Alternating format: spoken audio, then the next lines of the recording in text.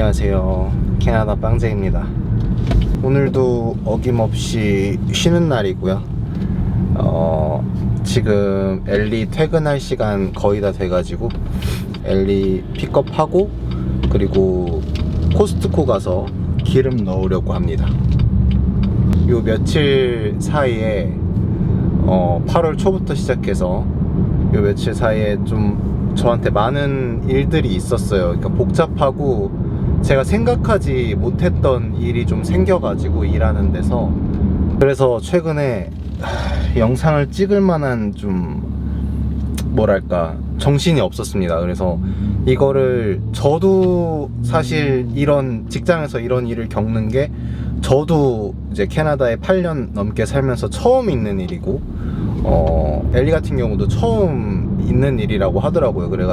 그래서 여러분들이랑 이 경험을 좀 공유를 하는 게 좋을 것 같아가지고 진짜 오랜만에 카메라를 켰습니다. 오빠 뭐 먹을 거야?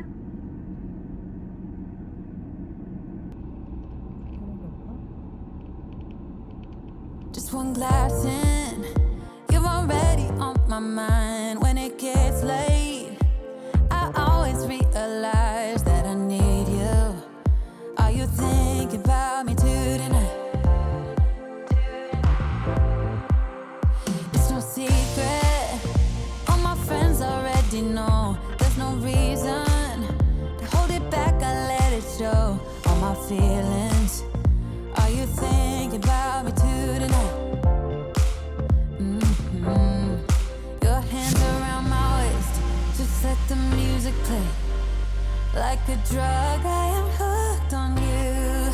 Sweeter than summer wine, baby, just hold me tight. Like a drug, I am hooked on you. And that makes me say, oh man, you make it feel like paradise. God. 저희 여기 미션의 프레이저 리버라고 저번에 한번 와서 영상을 찍은 적이 있었는데 엘리가 오늘 일찍 퇴근하는 날이어서 저도 쉬는 날이기도 하고 그래서 햄버거 사서 오랜만에 외식도 할 겸 놀러 나왔습니다. Goddamn, I think I'm gonna lose my mind. Oh man, you make it feel like paradise, paradise. 내가 I'm 먹는 거 taking a mental picture in my mind just to keep this moment till the end of time. 'Cause I know that it might be over after tonight. So before I change my 일단 제가 예전에 영상을 한번 올린 적이 있고 이야기를 한번 한 적이 있는데, 제 비자가 7월 말, 그러니까 저번 달에 끝이 났습니다. 7월 초에, 정확히 말하면 7월 7일 정도에 영주권 신청을 그 당시에 들어갔고요. 그래서 지금 비자를 기다리는 중이었고, 어쨌든 이론적으로는 제가 비자가 만료가 됐기 때문에 워킹 비자가 없는 상태가 된 거죠. 지금 상태에서는 이번 달 초, 그러니까 8월 초에 그 HR 인사부에서 저한테 메일이 왔습니다. 메일이 왔는데 제가 처음 일을 시작할 당시에 제출했던 비자 그 서류가 확인을 해보니까 비자가 만료가 된 것 같으니 다른 워킹 퍼밋 받은 거를 새로 제출을 해야 된다고 하더라고요. 그래서 제가 처음에 상황 설명을 했어요. 그러니까 비자가 만료된 거는 사실이고, 근데 저번 달 초에 이미 그 PR을 신청을 해둔 상태다. 그러니까 지금 워킹 퍼밋이 나오기를 기다리고 있는 상태고, 비자가 나오기 전까지는 인플라이트 상태니까 일을 계속해서 할 수 있으니까 너무 걱정하지 말아라 라고 제가 답장을 보냈습니다. 그러고 나서 회사에서 다시 답장이 온 게 상황은 잘 이해하고 알겠는데 회사 입장에서는 지금 당장 그 유효한 그 실물 비자가 필요하다는 거죠. 제가 제출을 해야 된다고 이야기를 하더라고요. 그러니까 결과적으로 말하면 그 실제로 존재하는 일을 할 수 있다는 거를 증명할 수 있는 비자를 제출을 무조건 해야 된다는 거였어요.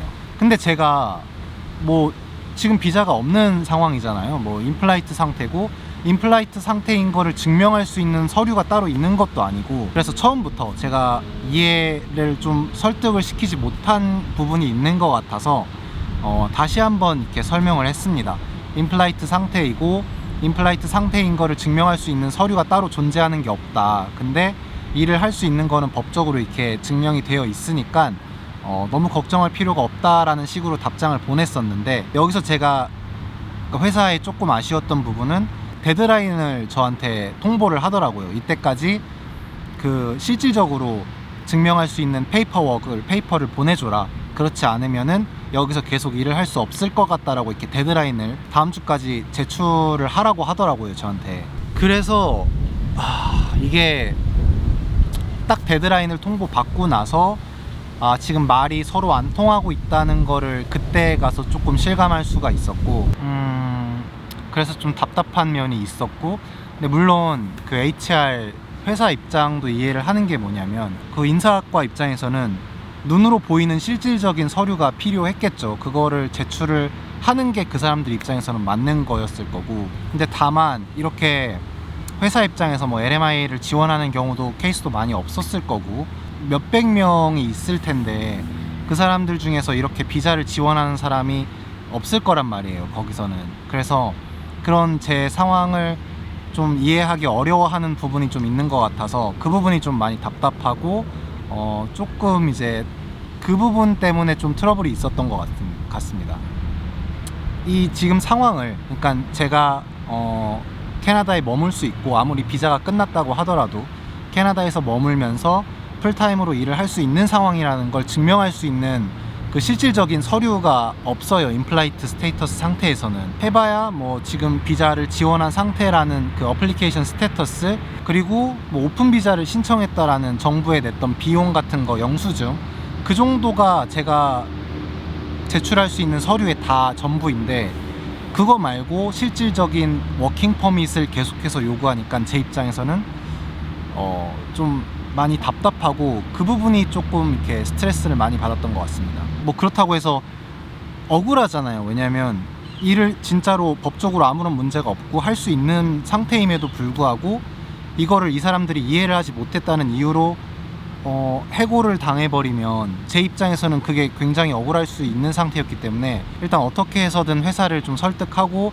이해를 시키는 게 가장 최우선이었었고, 그래서 제가 했던 게 이제 그 법적으로 아무런 문제가 없다는 거를 증명하기 위해서 그 관련 법 조항들을 다 찾았습니다. 찾아가지고 그 부분들을 이제 첨부 파일로 해가지고 정리를 해서 메일로 보냈어요. 이러이러한 법적 조항이 있기 때문에 내가 일을 하는데 비자를 증명하지 않아도 문제가 없다라는 거를 좀 이해를 시키기 위해서 그런 조항이나 뭐 이런 것들을 일일이 이제 설명을 해가지고 다시 이제 메일을 보냈습니다. 딱 이 포인트에서 이렇게까지 해야 되나, 이렇게까지 하면서 여기서 일을 해야 되나 라는 생각이 좀 들긴 했어요. 근데 이렇게 실질적인 비자가 없는 상태에서 영주권 이제 신청은 했지만 비자가 없는 상태에서 다른 곳으로 직장을 옮겨가지고 일을 하는 것도 또 거기서도 이제 이런 상황 설명을 해야 될 거고 또 복잡한 부분이 분명히 있을 거기 때문에 여기서 일단 최대한 내가 할 수 있는 만큼의 노력은 해봐야겠다라는 생각을 했고,